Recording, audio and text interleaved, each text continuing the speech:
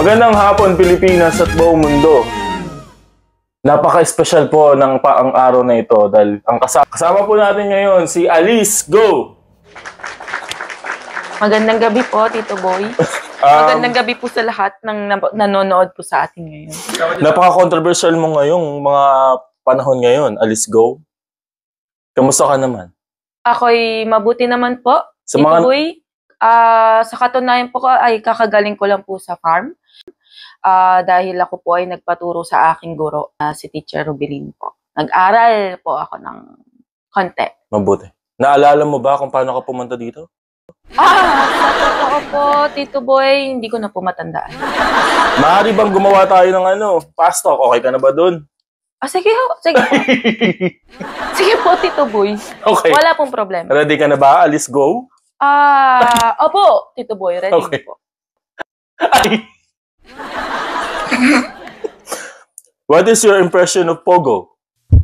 Ang Pogo po, Tito Boy, Pakibilisan. hindi ko na po matandaan. Mamaya po, babalikan ko po kayo. Chinese o Filipino? Ang tatay ko po ay Chinese, kaya ang pinipili ko po ay Pilipino. Past, present, or future? Ang pipiliin ko po dyan, Tito Boy, siguro po ay pass po.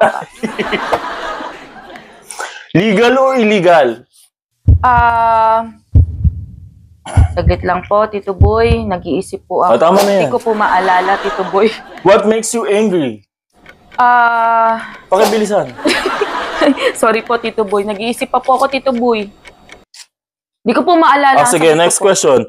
Kung hype ka sa farm, hype ka? Magandang katanungan. Opo, Tito Boy. Aral o bahay? Aral po, aral. Ay, McLaren o Lamborghini?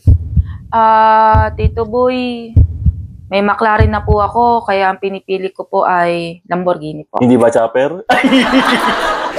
Meron din po, Tito Boy. Ano ang natatandaan mo nung bata ka? Nag-aral lang po ako, kasama ko po ang guro ko, si Teacher Rubilin po. Yan lamang po, Tito Boy. Jinggoy o cheese? Si Cheese po, Tito Boy. Cheese po. Wow. Cheese po ako. Baboy o manok? Sa farm po, Tito Boy, ako po'y nag-aalaga ng baboy, kaya siguro ang pipiliin ko ngayon ay baboy pa rin po. Mabango o maputi? Pilit lamang po, Tito Boy. Wala po akong matandaan. Isipin ko lang po. Balikan ko po kita sa tanong na yan. Fishery or farm? Tito Boy, siguro po sa ngayon, farm po, farm. Lauren Legarda o Risa Ontiveros? Ang pipiliin ko po sa kanilang dalawa ay wala po, Tito Boy. Diyan na po nagtatapos ang ating Fast Talk.